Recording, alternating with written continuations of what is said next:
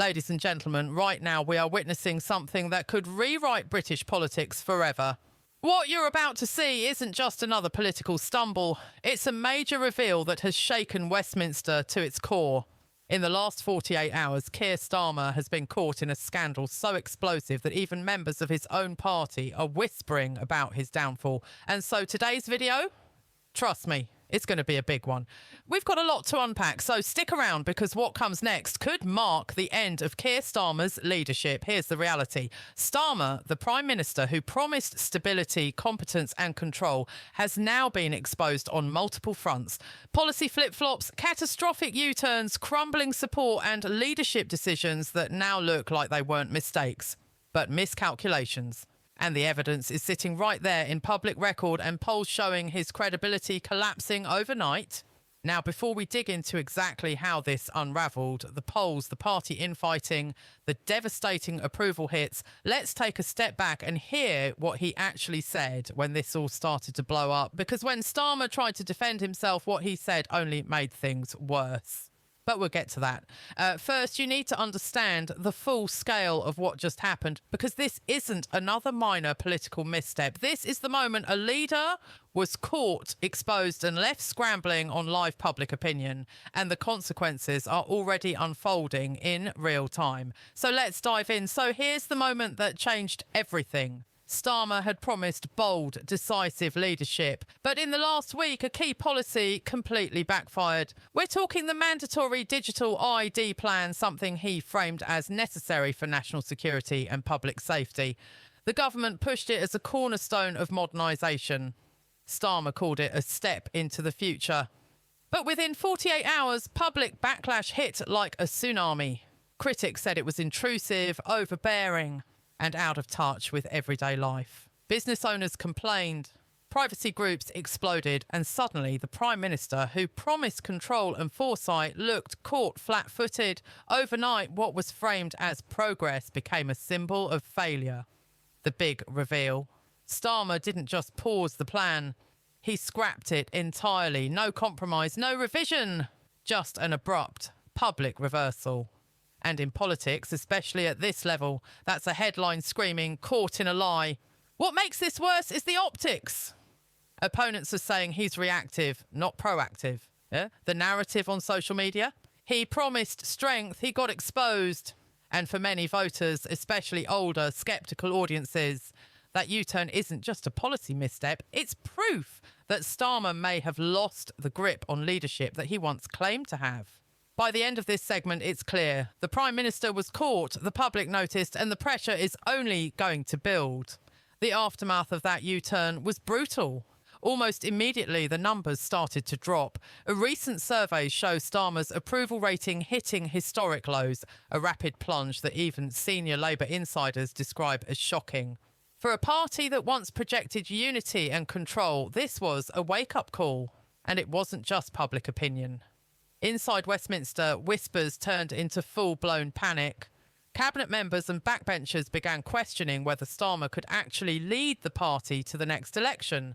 Some privately called him out of touch, while others openly discussed potential successors. The optics couldn't be worse while Starmer is trying to reassure the public. The narrative spreading online is he's caught, scrambling and losing control. Memes, commentaries and even mainstream outlets are replaying clips of his stumbles, framing him as reactive rather than decisive. For the first time, the Prime Minister's authority isn't just being questioned, it's crumbling, and everyone in the party knows it. Starmer's leadership isn't just under fire, it's teetering on the edge, and that caught moment is now the headline defining his premiership. Once the polls started tanking, the real pressure came from inside. Ministers who once defended Starmer quietly started whispering about his judgment, his impulsive U-turns, and his inability to anticipate backlash. What began as private concerns quickly turned into meetings behind closed doors, with some calling for damage control and others hinting at leadership challenges. Transport Secretary Louise Hay reportedly had a furious confrontation with Starmer over policy blunders. Word is she stormed out of a cabinet meeting, slamming the door, leaving staff stunned. Then came whispered threats of resignations from other junior ministers. A domino effect that made the party look like it was fracturing in real time. Even his most loyal allies started avoiding public appearances alongside him. The optics were brutal. While Starmer tried to project calm, the corridors of power were buzzing with doubt and panic. Reform UK supporters, meanwhile, were watching every move and using the chaos to paint Starmer as unstable and out of control. By the end of this segment, it's clear Starmer isn't just facing public outrage, he's losing control of his own party. And once the people inside turn, it's nearly impossible to recover. As soon as Starmer's U-turn and cabinet tensions hit the public, the media pounced. Headlines screamed that the Prime Minister had been caught off guard, and social media didn't hold back. Clips of his speeches, press conferences, and even candid interviews were replayed endlessly. Every hesitation, every defensive line, every awkward moment dissected. Commentators called it a credibility crisis, leadership meltdown, and the ultimate political exposure. Reform UK and Conservative rivals amplified it, sharing side-by-side comparisons of Starmer's promises versus his recent decisions. Every platform seemed to echo the same sentiment. He got caught and the nation noticed. Even lifelong Labour supporters were starting to question him.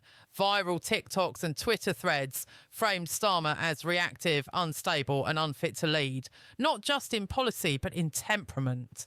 And the press wasn't shy about connecting the dots.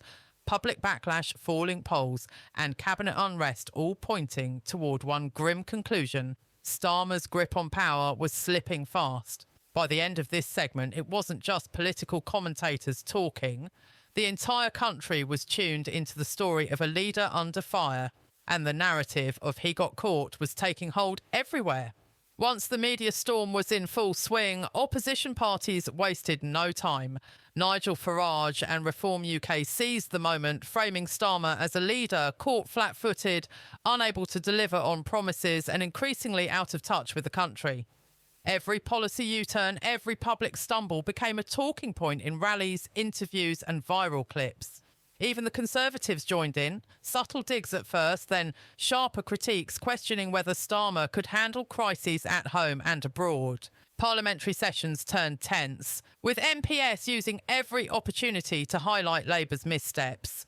The messaging was clear: the Prime Minister is exposed and the opposition is ready to capitalise.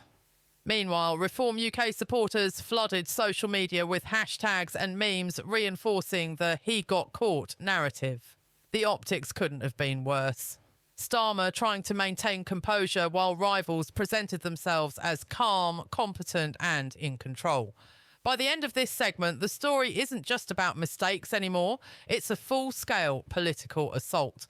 Starmer isn't just losing public support, he's being systematically undermined by every corner of the opposition. Starmer's credibility is crumbling, his party is divided and rivals are circling. The "he got caught" story is everywhere and the pressure isn't letting up. The question is simple: can he survive this, or is this the end of his leadership?